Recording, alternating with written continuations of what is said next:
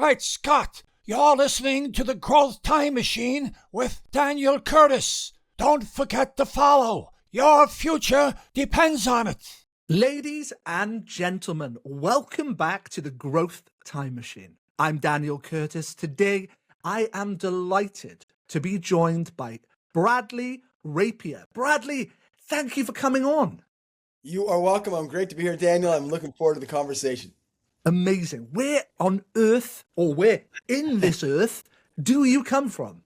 Right now, I am in Austin, where we've moved. We've been here for 5 years. Just had moved from California. So Cali over to Austin. How's life? How's it treating you over there? Absolutely fantastic. Time in California, I had met my wife in acting class, and I was into dance, and we had a whole life there, raised our kids there, entertainment business. But now in Austin, it's almost like where I grew up. I grew up in Canada, Canada, in Calgary, Alberta. So it's almost like Alberta's like the Texas of Canada. I feel like I've come back in some ways. I get that. Yeah. So it's like a bit of a homecoming in a kind of roundabout way. Yeah. Sort of way. Well, welcome. Thank you for being here. And one of the nice things about this is that I get to listen to your wonderful stories for, a little while. And I find that a privilege. So I appreciate you already for turning up and wanting to share your story with others. So, yeah, very, very welcome to you. So, where did it all begin? What was the first idea you ever had for a job? Going way back as a child, often there's something attached to a movie or a family member, and you go, that's it. That's what I'm going to do. Actually, Daniel, I think my situation was different because as I grew up, I'm the youngest of four in my family, and there was a lot of sort of verbal craziness happening, verbal abuse, I'd say, by my older siblings. My parents' marriage was falling apart. On the outside, I had this great situation. My father's a doctor, my uncle's a doctor, my mother's a former beauty queen. We live in this incredible lake. I got friends. I do well at school. I'm an academic. I'm an athlete. But in the turmoil, really, I was initially desiring an atmosphere of just calm, peace, people staying together. And that was a driving force where I really wanted, that sort of drove me to know that what I wanted was, how do I create something or a place where people remain and stay? That was kind of the impetus behind what I was doing. I wasn't like, I'm going to be a plumber or a doctor or all these things. My initial travel was to be a doctor because my dad was a doctor, my uncle's a doctor. I was a smart kid. But I wasn't like, oh boy, I can't wait to be a doctor. I played sports. I love sports, but that was almost more again I love my friends and I love that camaraderie. It wasn't like, oh, I'm going to be a professional football player. And it really wasn't till I got connected to the street dance culture of all things, this sideline thing that happened in my life, that I saw something that I recognized the community. And that drew me more than anything, more than a career I was looking for. It's more like that idea of this group of people that somehow have found this way to be themselves. That drew me more than anything, really. Okay, couple of things to unpack already. The first one. So would it be fair to say that, your family, there were some serial overachievers there? We've got some people who, doctors, we've got people who have really gone into what we'll call serious academic, work where, yes, they are professionals in their industries. So you were living in an environment where maybe there was a lot of pressure put on you. Would that be fair? You said you were, very academic, very focused, you got things done. Do you feel there was a lot of pressure to either follow in a footstep or to at least attain a certain level of something? Absolutely. I would say two parts. One was the community I grew up in and the friends I had and the people across the street were all professionals. So engineers, doctors, accountants, all types of professionals. Ambitious group of people, my friends. We all, as much as the shenanigans we did, we were all we were going somewhere. So there was the idea that yes, you were going to do something. And I liked, pleasing people. But there was also the pressure from the fact that I was the youngest in my family, youngest kid. And my older siblings did not follow in a professional manner. They did other things, but they did not become doctors or lawyers or anything like that. I was kind of the golden child with the marks, with the personality. So I was going to be a doctor. It was, luckily my father wasn't that, wasn't a mean man, but it was definitely expected, or why wouldn't I become a doctor? So without question, there was the pressure there. So obviously, you had that kind of outlook, let's say, that way of thinking. Yeah. So what I've found from talking to lots of people is, despite whatever they go into, generally there is a mindset that is created very early in life. So, this incredible drive, it normally manifests into something else. But this hard work kind of dedication, set very early in life, even if it was forced upon some people who really didn't want it, it does set up this kind of, let's say, a culture that they almost have to live up to, whether they want to or not. And I think that's interesting. But the other thing you said was something that really struck me already. Now, you talked about some abuse from did you say a step sibling? Well, it was my older siblings, not abusing me, but they had a lot of verbal abuse. They would just scream and yell a lot, and it was, or it was also during the time that my parents were divorcing, so it was just a lot of turmoil at that time. And something that you said struck me. At the same time, I've always been kind of an overachiever, high achiever, somewhat almost reactionary, meaning when things were going kind of crazy, I knew how to get good grades. I knew how to do well in sports. I knew how to kind of keep going and in a sense, make things work. At least I thought I could make things work. So I didn't not like doing well, but it was also part of a defense mechanism. Let me just do the good stuff and get the good grades that I can do. Let me do well in sports and have my friends. But there wasn't an end result. It was reactionary to what I thought would make things stay together. Did that please your family? Well, I think on some regards, because again, on the surface, I had a great life. So it's not like this is internally in your home, but I have a lot of friends. I was a people pleaser. I was insecure and nervous, but I still was succeeding and achieving. And they maybe didn't know everything I was going through because, in a family, sometimes, unless they really have discussions, they don't know. So here I am doing well at school and having friends and having adventures.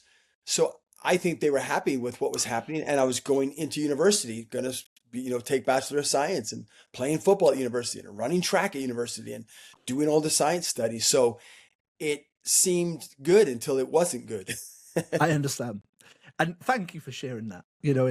It's always interesting, I think, to look at that base of who you were, how you were brought up. And listen, parents, some are exceptional, some do their best, some are absent in all kinds of circumstances. And whether as a parent, whether I get half of it right, I have no idea. But I do, you do the best with the tools you've got. And Absolutely. And sometimes situations are very difficult for people, right? Divorces and things like that can have a enormous kind of effect on a home. But you went on and you mentioned, obviously, street dance. But actually, what the greater thing I took from that is you found your people. You found a community of people who you felt through the expression of dance and their general being, represented authenticity, who represented some form of, because dance is like the quintessential freedom. When you are dance, and I'm hopeless, but I write music. So I've written for dance. I've written for ballet. I've written for jazz tap and all of these things, and with dancers who are flawless, majestic. And I wish I could dance, genuinely. But what I understand about dance is that freedom, that beautiful freedom that comes with it. That form of expression is so pure. It's so beautiful. Even if hip hop dancing or if it's ballet, there is something about it which is utterly captivating. So what was it about dance? What made you go, that's it? Was it Gene Kelly, Fred Astaire, or was it literally you went out on the street and saw this and was like, that's what I want to do? Well, first, I want to challenge you. You can dance. You may not dance well enough to sell tickets, but I know you can dance Well, with your kids or your family. You can, that idea that you can't. But no, I would say that something frame things a certain way in my life, that there were certain things in my life that were linear, that are good. You have the goals, you have things you're aiming at, and that's important. But then I talk about the idea and the way I look at life that I saw in this culture, this other way of approaching my process of finding out who I was, what I would call stepping in the circle. Because when I saw the dance, I knew I didn't have that freedom that they had. I did not have it. I was kind of like an achiever doing things, checking things off and going, which has its value. But I didn't know this comfort zone of just kind of, and I watched them, how grounded they were. And the thing about street dance culture, which is different, I've worked with all types of dance. I love all styles of dance. But street dance culture, by its essence, revolves around something called freestyle. This ability to step in the circle amidst the culture and share what you have. Now, there are tricks and fancy moves, but it's really beyond that. The thing that we care about is when you authentically connect to the groove and you just are moving, that's you. It's so electrifying because you get a sense of that purity, right? That you see it. So I was drawn to that aspect. How are they so chill right now? How are they so themselves right now? Because I was a bit of a nervous guy.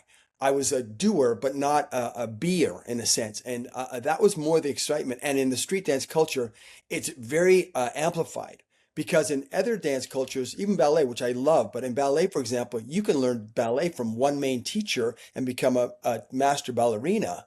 But street dance, you go in a garage and then a parking lot, then a stage, and then your uncle's front coach, and you're just learning all around at the club.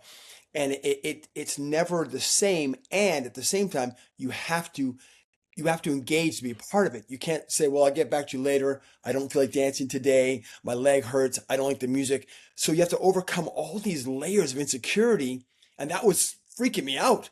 Daniel, it was freaking me out because I knew that I wasn't ready for it, but I knew this is what I didn't know. I couldn't word it this way, but I just had to go after this. And it was hard.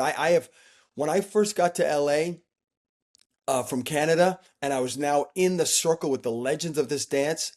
And I got up to the clubs on Sunset Strip and walked in there knowing the dance. I'd been in Canada doing it for a while in another group, and I walked in that club and I was frozen. I tried to step in. It's a dance circle, and I could not do it. I was terrified at what I was seeing, the level of ability, the comfort. I just didn't understand what was happening, and I thankfully never stopped, but for many times I failed. I could not do it, but I knew I had to do it, and I didn't even know why fully till it started to make more sense years later. So interestingly, when I went into performing, I was always a performer from a little boy. I used to go to my grandparents. I'd listen to their opera records every Sunday.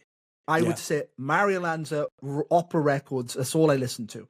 Then I'd go home and I'd listen to Sinatra, Bing Crosby, Bobby Darin, Dean Martin. And then in the charts, you'd have the Backstreet Boys and NSYNC and Prodigy. And my brain was a mess of all of this stuff. And I put it together a bit like you. In some ways, when I started writing, it was the grounding in opera mixed with the Rat Pack, mixed with a bit of this and this tapestry. And I remember going on stage the first time to sing, and it was at an art center where I worked. And this was my very first kind of main public performance. And half of the staff turned up. And I'd never felt so much pressure in my life. I was terrified. I was sweating awful. I was shaking inside, outside. I thought I was having a nervous breakdown. Like my body went into like utter shock. The voice worked. The voice came out. Yeah. And But what I realized, though, was like what you just said. Damn, there are these pros that make this look so easy. Yeah. Like it's a dream. Like Sinatra or Dean Martin. It was so easy. It looked easy. It looks like they were just doing it. And these people on stage, effortless. And I was everything but. I was such a nervous wreck, in fact, that I think I made other people nervous. Genuinely. I think the audience were like willing me, like, it's going to be okay, kid. It'll be all right. So I get that kind of wanting to push through, not giving up, not going, do you know what? I'm just not going to bother. This has not worked out the first time. So genuinely, I think that attitude, I really understand it. And I know a lot of people listening would find that. Why on earth did you push through? What made you go, I'm not giving up. I'm going to do this until I get to a level where, I'm going to be comfortable and happy. Well, I think about something you said earlier. Growing up, I did see, certain dance, a lot of dance groups on TV. Now, I was in Canada. We didn't have the culture as absorbed in street dance or even many things that the States would have. But we'd get our share of things, or the Jackson 5 or the Temptations and things like that. But in terms of pushing through, I was a bit, I wouldn't say stubborn, but I was just, knew I had to do it. And I loved the dance. It was okay. It was cool. It's people popping and waving and gliding. And I wanted to be part of that community, accepted by it. I think I also desired the acceptance. That was maybe not the best position, but that's what I was desiring, the position to be accepted. But also, I, at my core, knew that I needed this, that the other way I'd been living, which was just doing and achieving in a sense, just was leaving me empty, and it had not shown me results. My parents divorced. I had an early on in my life, a short marriage, divorce that happened to me. My friends were moving away. I didn't know what made things work, and the things I had been doing, the things I had learned in life in terms of just doing, were not working. So I guess you could say, you always have other choices, but I felt like I had no choice but to go after this. And as much as it was hard, like you explained, it's people that know, and whether it's dance or music or just going to a board meeting or just going to talk to your family member that's really ticked off at you, we know that feeling of, I don't want to do this, but I have to do this, because when I haven't done it, then later on it's worse. Well, later on it's worse. And I think that was the awareness I had, I think for you to be able to even contemplate that at a young age is incredible. Was there any part of kind of maybe being rebellious, or was there a level of anger or frustration? And was this a way of getting that out? Was this a way of going to the way, you've been brought up, or for the way that you put pressure on yourself? Do you think any part of this was like going, right, I'm going to do something that is completely different? Was there any element of that? It was less about that. I wasn't really rebelling against what my father had hoped for me. I truly was, because he just thought I had lost my mind. And, I get that. For a good decade, he's like, what are you doing? It was more, I just had this compelling to do it. And something you said that's very powerful. You said some people listening can relate to that. And I know that in our lives, we, in whatever area, personally, professionally, something that's really important to your personal life or business life or friends, we know those areas, what I call, I term circles, and of stepping in, that we know we need to, the conversation or the challenge in our lives or the relationship we need to deepen or discover. And my journey, all of it led to me now wanting to do all I can to arm people so they can understand that the fear of stepping in never goes away.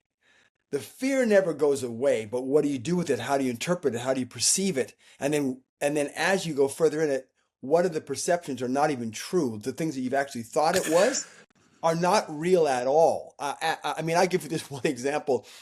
I taught at the University of Southern California for about 6 years as an adjunct professor, and we'd form circles sometimes, and we would talk about it. At one point, I brought up to the students that would get kind of freaked out from joining in, is that they'd say, "Everybody's staring at me. Everyone's looking at me." I'd say, "Just so you know, right now in this circle," I'd ask them, "What are you all thinking about?" And they'd say, "Well, I might be next. What if I'm next?" Like, everybody's in their own head. You think this scrutiny is there, but most people are like we're in our own heads. We tend to be a bit self-serving, and we're kind of going, "What would I say? What would I do? Am I next?" And then, or we're looking at our phone, we're not even paying attention. So the scrutiny we think we have, there's so many layers of perception that are not real. And at the end of the day, when you do your thing, like when you go on stage and you do your song and you sing, people are just like, "Oh, cool. He did his thing. I now, oh, my turn. That inspired me."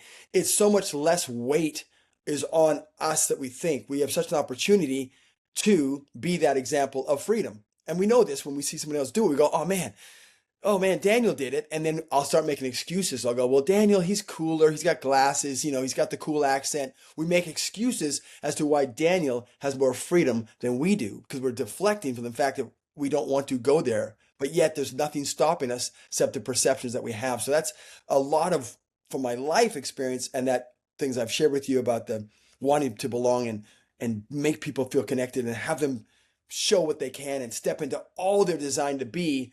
And I've learned these lessons through these examples and brought them out beyond dance. I'm just driven to share it with as many people as I can so that they get to that place for whatever area they're in life. It's beautifully put, and I agree with what you've said. But it did make me think, have you ever seen that film? You may not have seen it. And it's a silly film. Have you ever seen it, What Women Want? Have you ever seen that with Mel Gibson? No, I didn't see that one. But the premise of the movie is he can hear what everybody is thinking if they're female, only females. And that'd be a lot. That'd be nonstop, I think. Yeah.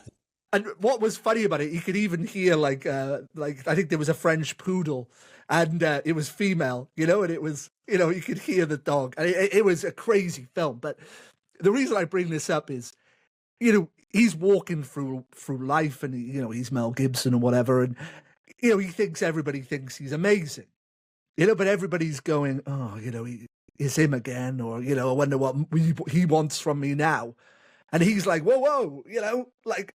Hang on here.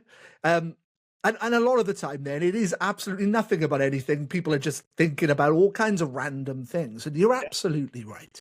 Yeah. People are rarely that obsessed with you that they are, giving any more thought to you than, a fleeting moment. Because, as you say, there is this self-absorption. People are doing their own thing and they're going about their own lives. And yeah, there isn't this genuine, amount of people looking at you going, "Yep, all eyes are on you.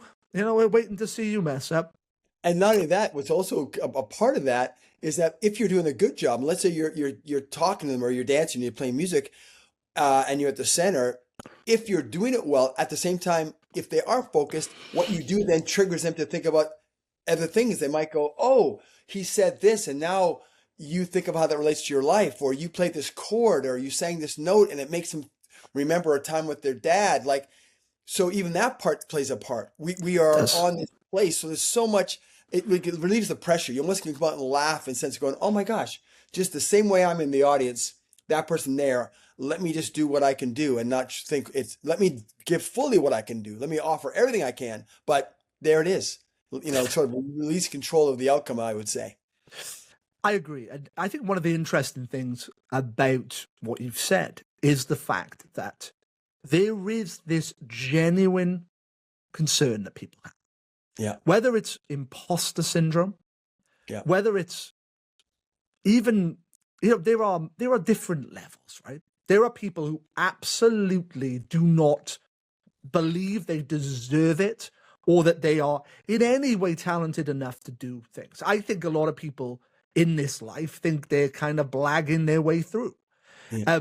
There's I remember this Impractical Jokers, and they're on there, and it's so they're pretending to be all of these different things, like they know they're experts in certain things, and occasionally people are really buying into it, and they're making it up, and so one of them goes, I think half of our life is basically people just telling us stuff and we believe it. And the thing with this existence that we live is we are so hard on ourselves. Yes. We are so terribly defeatist of our own abilities. Forget about what anybody else has got to say. Yeah. We are our critic, our enemy, but we can absolutely be our savior, our person who lifts us up as well. And I wish more people could see the greatness they have in them. I really do. I wish more people could just breathe. Yeah. And just go, I'm going to be where I am and I'm going to do the best I can do. And the best term I ever heard for this, I was listening to a rugby union ex-New Zealand incredible international rugby player called Sean Fitzpatrick.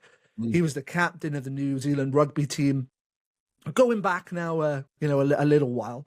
And Sean said, listen, we have a term in New Zealand and it's called play where your feet are. And he said, the whole aim of this is, if I'm in work, I am gunning it 100%. He said, everything I do is about the work. No distractions. I'm not on my phone. I am there. If I go home, though, everything is about my kids and my family. And I don't want to be distracted by work. And I don't want to be on my phone. This is my time there. And he said, wherever I do, whether it's I'm with a friend, I give them everything. I play where my feet are. Yep. And that is, I thought it was beautiful. Well, what I love about that so much is what I love about what you get to discover when what you just described, be present, is that sense of wonder of life. And it's there. And you brought up a great point, because yes, there are skills that we have that allow us to, drive the car, make the plan for the business. But in the most of our lives, it's live. It's there. You're talking to someone, you're collaborating with somebody, you're talking to your kids. It's live. It's now. And for the most part, we are in some regards making it up. I mean, we're trusting what we're receiving and been inspired by, but we are on the spot. We can't go back to the manual every time we have a discussion. And if you start to enjoy that, build awareness of that, start to, as I say, learn how to thrive in the tension of the unknown. Understand that that's the most part of life. And that then as that happens, you almost enter still with the same maybe emotional feelings of what you would call nervousness, but then you change that, as we know, to excitement. And then you go, oh, I'm now going to get to walk into the situation. It may not be even what I want, but I'm going to be there and look at it in a new way, where I'm aware of what I'm hearing, the possibilities. I'm going to speak as I feel utterance to say so. I'm going to respond to what they say, but it's alive. It's alive. And I'm not able to control it, but there's such wonder in that. But there's not wonder in that if you need an outcome. If you feel it has to go a certain way, that'll make it very tough on your life, because you'll do every time you have a discussion or a phone call, or even this Zoom, even this podcast right now. If I wanted it, to be about certain thing or not, then I'd be here kind of internally frustrated because we're not having the conversation I wanted to, or whatever, which is not true. But I have to go, oh, I'm here talking to Daniel. I love his questions. These are not questions I usually get. This is awesome. Oh, that's a good point. And it becomes this great opportunity, like you said, and I would put it this way: we get to get those glimpses of greatness. We get to see it and go, oh, that was cool.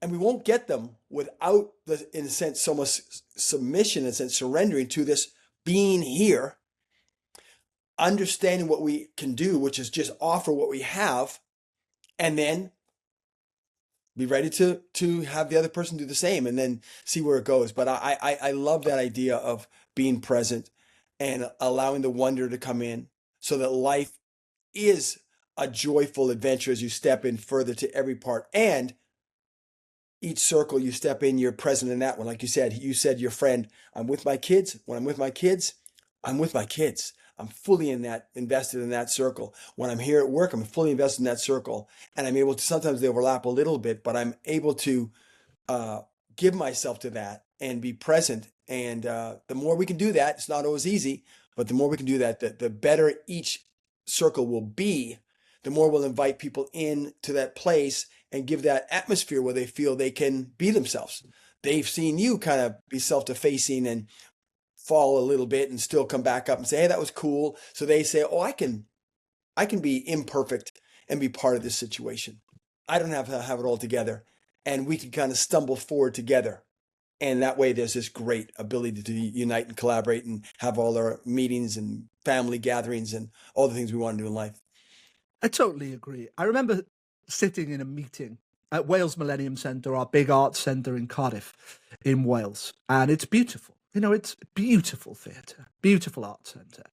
And one of the big bosses, one of the big directors, he was like, sometimes, honestly, I think to myself, if we just stopped doing the arts and we just turned this into a conference centre, we would make more money. And he goes, but you know what? It's not what I signed up for. It's not what anybody signed up for. He said, what I love about this place is that when someone turns up at the theatre door and they take their seat, not one of them should ever really think again about the person who sold them their ticket, the person who showed them to the door, the person who booked the show in, the person who designed the set, or the choreographer, or the director, or the producer, or the hours that the composer wrote the music and spent time changing things, all of the pressure. None of that matters, because the audience member turns up, sits down, and for 2.5 hours, they're immersed in magic. And we take them away from their lives for 2.5 hours. And then at the end of the show, we shake hands. Everybody walks away better than when they came in. And that's why I work here. And I just thought, it was so beautiful. It was so on point. When you're able to lift people up so they feel they can, when we get excited about things, or whether it's a sports thing or a theatrical experience, I believe it just gives us that glimpse of greatness that we know exists. It's not that we have to do exactly what they did. We go, oh, yes. And it just allows us to remind ourselves of that. And we can so easily miss those moments. I remember this one time I was in LA and I'd been now performing as a dancer. This one artist I'd been working with for a number of years. And then they had some changes and they needed a new choreographer. And the manager said, Bradley, would you like to be the choreographer? Which of course I said, absolutely. But then usually what would happen in this situation is that manager would call my agent and then they'd discuss terms, send me the music. And then I'd have a chance to, put it together in my lab in a sense with other people, try some ideas, come back with sketches, and that's what usually happens. You get a time to go incubate in a sense. Well, the manager goes, okay. And she signals to the artist to come in and they sat in these two director's chairs right across from me. And then she signaled to her assistant to put on the music, which was brand new music of the artist that no one had heard. It was brand new coming over the speakers. And she sat back and just said, okay, what you got? And oh my gosh, it was intense. And in that moment, I fought internally. It felt like hours. It was probably minutes, but I fought with this. Don't do this. Stick to the protocol. Do it the way it's supposed to go. And I had to make a choice quickly, and I thankfully chose to go for it. But even when I started to go for it, I was doing things. I wasn't being there. I was doing things. I was doing moves, not connecting to the groove, and finally I reminded myself, wait a minute, these people, you're here and you can hear the music. Just relax for a second, reconnect, and start to move. And it still felt for a while, but then I started to do that and ignored the pressure to do something, and just connected it as much as I could to what I was hearing without trying to make it cool or make it this. And finally, the artist said, oh, I like that. And then she eventually got up and danced beside me. We kind of had this sort of conversation with movement. And then I went on to choreograph for her for about 5 years. But whether I got the job or not, the point was the groove was already there. I had to learn to trust it and step into it, or else not. I could have just walked away. I could have left and said, thanks. And how often in our lives do we do that? Do we just walk away because we thought we needed something? I'll come back tomorrow when I have it perfect, kind of thing. I'll come back next time when I have it right. Oh, if I have a better comeback situation, then I can have the conversation with Daniel. And I've done it. We do it, right? But we need to start going, why and what have we missed? And let's not live like that anymore. I've had that where someone has said, we need a song. And I'm like, no problem. I write very quickly, but I like to write on my own. Right. Or if I'm working, and I've only worked with a couple of people writing songs, not on the production, but just writing music. I don't like people around. I just want to sit in my own space and just think or not think, because I think a lot of my best work happens subconsciously. That's just the way I work. Yeah. I love, if someone asks me to write a song, generally I put it in my mind, I forget about it and come back tomorrow and my brain has done something incredible for me. I think in music. So I was like, yeah, sure. When do you want it by? Now. Right. And it's like, when we say now, right now. Like, yeah. Okay. So, and the thing is, one of the things I've always prided myself on is my ability to, be able to work under that pressure. And I've always believed I could do it, but actually being told to do it is a separate thing. That's different. And you got to get the nonsense out sometimes. Irving Berlin believed that. He wrote over 1,500 songs, 1,500 songs published in his career. And incredible amount of songs. And he didn't believe in inspiration. He used to stay up late into the night and he would write until he had a song. End of story. And he always said, Irving Berlin, the reason I knew he was a good songwriter is my neighbor never once came and told me to shut the hell up. And that was how he said, so I knew I was doing all right. Yeah. But he just believed, go at it until it is done. Yeah. But you've got to get the bad stuff out of the system as well. Do you know what?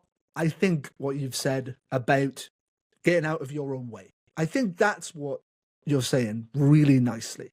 Sometimes you've got to get out of your own way and breathe, be present, show the world what you can do. Yeah. Be that authentic version of yourself that nobody else can be. Now, your career, you didn't just go into dance. You have achieved incredible things.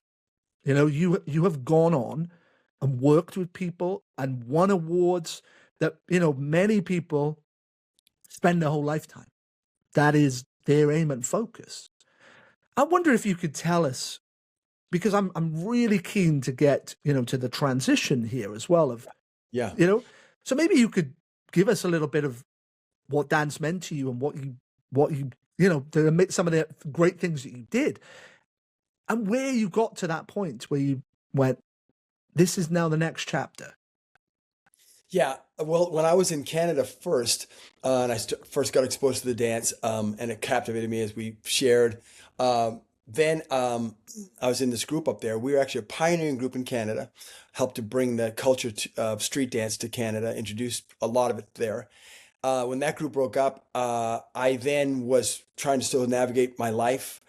Then there was these competitions. I won these Canadian talent searches back then. And then that sent me to LA and New York. And that's how I started getting to the States. When I got into the States, mainly I was in New York for a short time. And then I got to LA. LA is where I did most of my career in the business. My wife and I started a gathering there. We launched groups. And still along the prism of these gatherings with the prism of freestyle and street dance was kind of my gateway. But I quickly became a person, I was sharing with these people that were gathering with me dreams, visions, what we could do together, what we could say together. And it just happened to connect that these people would listen to this fast talking Canadian at the time. And then this group ended up launching a lot of iconic groups. And we were over 20 years running this gathering that I was leading. And through that, we ended up creating off-Broadway shows and stage performances. Then I started to choreograph for TV and film. Over to Broadway, I was choreographing and doing collaborations with the director of Hamilton and the director of Jesus Christ Superstar. And I was working on Dance with the Stars and So You Thinking Dance, and amazing situations I was able to work with. And in that time, initially for me, dance was, I wanted people to experience the freedom and the coolness of the dance. That was when I first was, the transition was initially, can you watch this, Daniel, and go, man, I'm getting this freedom and this coolness of the dance. Then as I started to develop more, I wanted people to know the stories behind the people that are here. In a sense, to break some of the boundaries that people thought, well, everybody here is from, the gangs to grace situation, or they're from this part of town, realizing that everybody, dance is sort of connecting everyone, and share the stories of each person. Then I started to share the larger story of the groups I've helped to form, and how we don't have all the answers, but we sort of now have got this glue. We're going to figure out things together.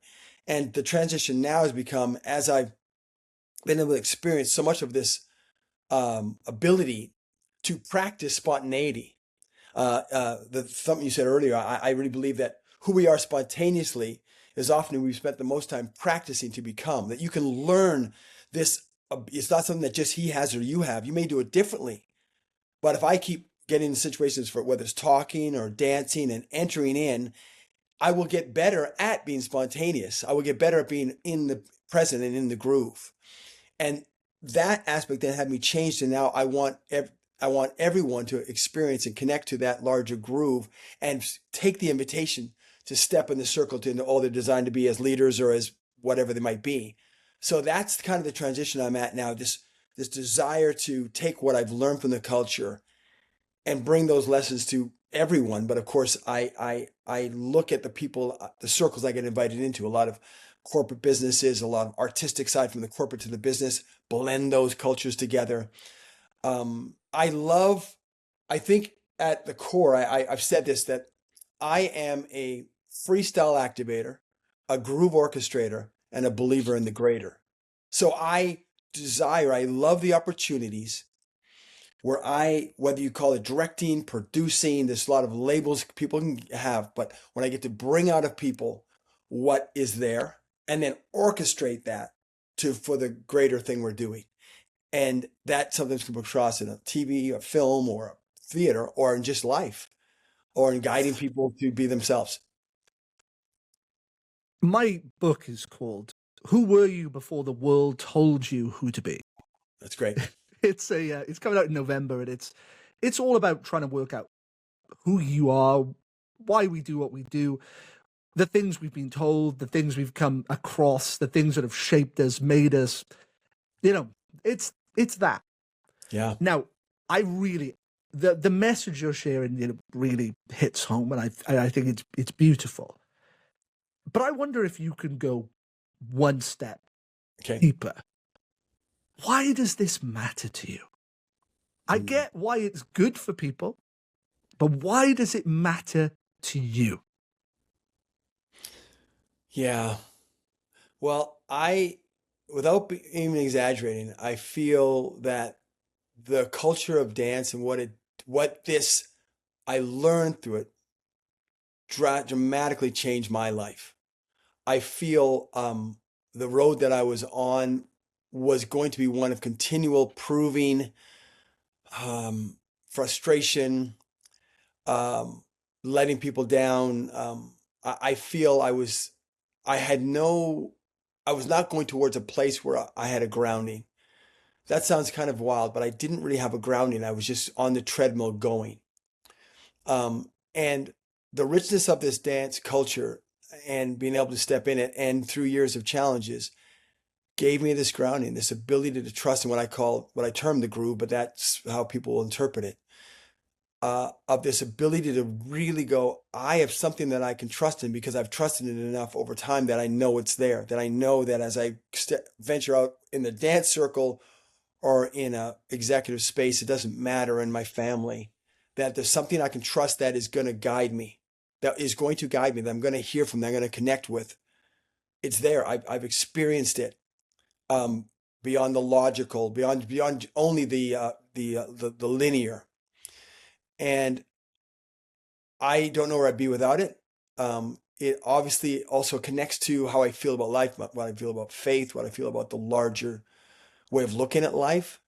That grounded me in something, again, as an example, as a mirror, as this picture I've been given to see why I can be rooted and grounded in the middle of storms. How I can step in this almost tranquility even through the chaos. And from my background of wounding, of this, turmoil in the family and watching things happen and destruction around, knowing that's happening to other people, I must share it. I have to do all I can to give what I've learned, my stories, my lessons learned, my insight, my perspective shifts to people. Even just to get one person to go, oh, I've been looking at this wrong. There's a freedom that I can have. There's a grounding. I don't have to sit there floating around in space. And I can gain clarity in what I believe by stepping into something. I can lean in and be okay. I can trust that things will work out, even though it might not go the way I thought it would go. I can trust that I'm going to learn something regardless. For the next time, I'm going to be able to be a person that is able to stand his ground and step in and be there for people.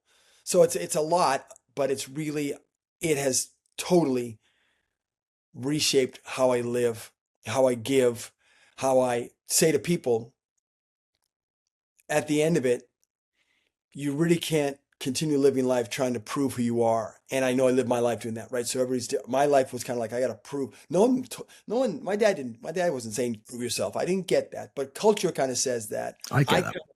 I kind of felt that coaches, it's kind of part of our vernacular, prove yourself. I'm not against the idea of working hard. You got to work hard and you got to dig in. But I say, Daniel, you are not gravity. You're not a math equation. You cannot prove yourself to me. I can give you my resume of what I've done, and somebody still might say, I don't like this guy, or I love this guy. I can't prove those things. So what can I do? I can offer what I have. That's the shift. That shift is a gift. I'm offering, and then I can release it. And that's saved me, I'll say, in a way. I'm offering, it's a gift. It's something that it's no longer attached to me. So if they don't accept it, I'm not like, oh, I'm not destroyed. But I'm going to offer everything I have. I'm going to give all I have because I've received a lot. But that position, as I step in a circle and there's legends around and the better musicians around or singers around or executives around, I'm like, okay, but this is what I have to offer right now. And this is what I have. Okay. And now you go ahead. And I can rest in that idea of not, I have to have more. I have to have more or be better than the situation that's real. So it truly has, I see that in my life. I know it's real, and I want to bring that to as many spaces and people as I can. I think at heart, you are absolutely about contribution. There are 6 human needs that Tony Robbins sets out, and one of them is contribution. Others are recognition, love and connection. You've got growth in there. You've got uncertainty, and you've got certainty. And we all need those. But I think you are this huge contributor. I think, you genuinely want people to succeed, to step into their most authentic freestyling, right? To be themselves, to really try to connect with who they are. And look, my family thought I was absolutely insane for wanting to do music. They thought I was nuts. They got sports. Our family got sport, but music, they thought I was insane, absolutely crazy. Yeah. Totally the most idiotic thing you could possibly come up with. I came up with it. And but what it taught me was that when you families and not just families, but close circles of people, they can be some of the worst critics, whether they mean to or not. Yeah. And actually pushing through that phase. But if you get through that phase of, showing who you are in front of the people closest to you, That's hard. people who don't know you, I mean, when you think about it, it's nowhere near as terrifying than those. That's one great point too about the culture that you and I are in, that we get more practice doing it, right? Because when I do a lot of keynotes and sometimes have conversations with the CEOs and such, and they'll say, "What do artists have that we don't have?" I said, "We just have reps, because even though we still get the same feeling, but you probably know this experience, as an artist, although I think there's artists in all of us, but as these labels that we have for dance and singing and music, as we were doing it, we did it more. You had to, you danced in front of your Aunt Susie, and then you danced at a little local recital, and then you danced at the high school dance, and then you danced in the jam, so you're doing this. Whereas sometimes the executive space, these people, or just spaces that don't do the artistic side, they wait till the very end. They practice one talk or one presentation. They've never been able to do a rep. They've never done it except for right now. Now they got to go on stage. Well, it's almost setting up for some type of disaster or at least anxiety to the roof. So it's just reinforcing the idea that are you creating ways for you and your team and your collaborators to get the time in, to step in, to get the reps in, so that it becomes, yes, sure, the emotions happen, but you're doing it. You're doing it so that you get past the internal, how's my hair look? Did I wear the right shirt? How's my set? Is it good? You get that starts drifting away, and now you're like, oh, I'm here. And now, oh, what I'm doing matters. Oh, how am I speaking to that person right now? Oh, they connected. That person, I can feel them hearing my music. Because now it's not about, you're now going, hey, this circle is actually not really about me. I'm learning a lot, but man, there's a lot more going on that I get to connect to. I get that. I really do. And it's a really valuable lesson, really valuable. I wonder if you'd tell us a little bit about your wife. And, yes. You met during acting, doing something obviously related, and she must really believe in you, and the things that I wonder if you'd share a little bit about your family just for a couple of minutes. I would love to. So I mentioned I was married early, short marriage when I was up in Canada. I have a beautiful daughter that lives up there in Canada. She's married. Renee, incredible, beautiful woman. She does some modeling, some executive stuff with her husband, who's an engineer. They're fantastic. Here in LA, I met my wife 31 years ago in an acting class. Her name was Joni, and it was amazing. I've been in LA 1 year. She'd been in LA a little less than that, and she had recently got a graphic arts degree at San Diego State, but then took an elective, took acting, and said, "I want to be an actress," and she moved to LA. So we met in the acting class, and pretty quickly, a group of us became friends. Our friends around us noticed something between the two of us that we didn't even notice. They're like, "Hey, what's up with you and Joni?" And then we kind of noticed. We quickly connected, and we were married within a year. But she is absolutely my number one supporter. She right now, so in our family, we have two boys, and they both are involved in the content creation, sort of streaming YouTube world. And our oldest son writes music, produces music. And then my youngest son, he does content creation more, and he's doing quite well. So my wife manages my boys. Right now they're upstairs. He's streaming. In a minute, they're going to drag me up there, and I'm going to do some kind of challenge with him. So it's our house. My mother came to live with us. So she lives over in the other room. And so our family is this beautiful bond of the background my wife and I have together, of her being so supportive of me all these years, from the creative side to just encouraging, to believing, to being a producer with me. We produced events together where she's produced and I've directed, because she's much more of the, okay, we're doing this, let me make it look great. And I'm more, hey, this is what it kind of looks like. And so she's been this amazing partner for me. As a matter of fact, I had to learn early on that I couldn't ideate with her. She's like, no, I can't just sit there and do the vision stuff. Tell me when we know what we're doing, then I'll join you, and then I'll help you to make it happen. And so I had to learn that lesson, and then we are just this thing, and now got to see her step into what she does. My wife is so good at producing and seeing details, and she got great discernment, which I need because I think everybody's amazing. I'll say yes to everything if she's not around. And she's beautiful, and we just are having this great life. But now we still have our boys. They're not kids. They're 20 and 25, but they're still here at the house because we just have this bond, and we have this sort of production house that is so alive. People coming in. You can imagine my youngest son streams, so they're doing crazy antics in the backyard, and challenges, and then they're doing stuff where they one morning, for example, I remember when he started streaming. I'm working away. My wife comes in. Okay, honey, put on this dinosaur outfit. This dinosaur outfit. You're gonna go upstairs, and we got to go walk into the stream. That's the kind of things that happen here. But it's such a our house is very alive. It can be much for some people. It's like, what is going on here? For us, we're like, this is life. So we go hard, we crash hard, we get along well. But my wife is really she's the glue. She's the glue. And my youngest and I are kind of the crazier ones. Our oldest son is a little bit more tempered, I guess, or more a little bit more like chill. And then my mother's just like, what? What's going on today? So it's a really exciting I time. love that. I love that. And I could tell how big a part of, your world they were. And I just thought it would be a terrible shame if I didn't ask you the No, question. absolutely. I'm so glad I did. I wonder if you could do us a couple of things here. Could Yeah. you tell people how on earth they find you? LinkedIn's a big thing for us. Instagram, any websites, books, podcasts you do. Tell us how to find them. And we're going to put them all in the, description as well. So please do. Yeah.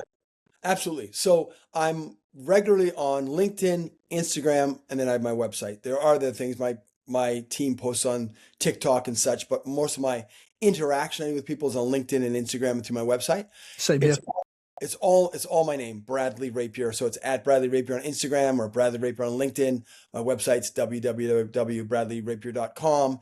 And through that, through the website, that's how you can access my book, Step in the Circle right there. And so I do have the book, but you can buy it there. You can go straight to Amazon. It's right there on Amazon or Barnes and Noble or all those fine places you can get the book. It just launched in August. And really excited about it. It covers a lot of what I say and breaks down this circle framework for people to find a way to step in and connect to the groove. I do a lot of keynotes, and to book me or find me on keynotes and such, again, through the website. I have a speaker agency that reps me, but that can all be attached and found out through bradleyrapier.com. You can find me always there. Brilliant. And we'll put all of those links in the description as well. And I wonder if there's a message you've got, something you can see us out with that, let's freestyle it, man. Let's do it. What's in your heart now? What's with you right this minute? Yeah. I think that, I'm going to be at this event, and they're talking about dreams and how do we sustain an atmosphere of dreams. And what I like to tell people to, as a not just comfort but an encouragement and almost a motivator, is to look back at the things that have happened that don't make any sense in a good way, or even in a challenging way. You go, wow, what did I learn? To know that the journey that you're on, this circle we're stepping into, there you have evidence that it is moving for you, that there's things coming together. It may not have been exactly what you wanted, but as you continue to lean in and have these experiences, and as I would say, step in the circle and lean into the hard things in the conversations, even when you don't feel like it, from the past, oh, I learned that. Oh, I discovered this. I became aware of that. Oh, that's a road I'm not going to take. To continue to motivate you to say, don't stop. It's not over now. It's not, well, I figured it all out, or I'm not going down that road anymore. Well, there's some roads you maybe have to be careful of, but the idea of venturing, continue to adventure, continue to discover, continue to play. That word sometimes gets reserved just for kids, but the idea that you play with music, I play with movement. We play in the kitchen when we make food. Just think of that word as just you play, you discover, then you apply those things. Don't stop this. Don't stop freestyling. Don't stop stepping into freestyle life, freestyle leadership.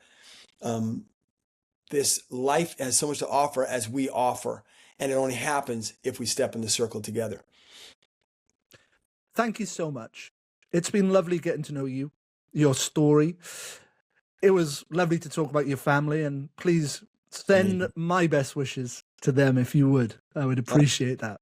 And Absolutely. keep doing what you're doing. Thank You're you. making a difference, and the way you articulate things is brilliant. Oh, thank you. It's meaningful, it's truly absorbing, and the world needs to hear it. So from me personally, Bradley, thank you so much. Thank you for joining me. Thank you for sharing with me. Thank you for genuinely leaving a bit of yourself in this conversation. It means a lot to me. So I wish you nothing but the best.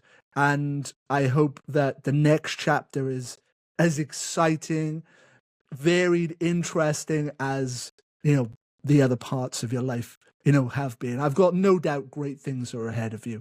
So be well, my friend. Thank you so much. Thank you, Dan. I really appreciate the time. Thank you. Take care. Okay. Bye for now.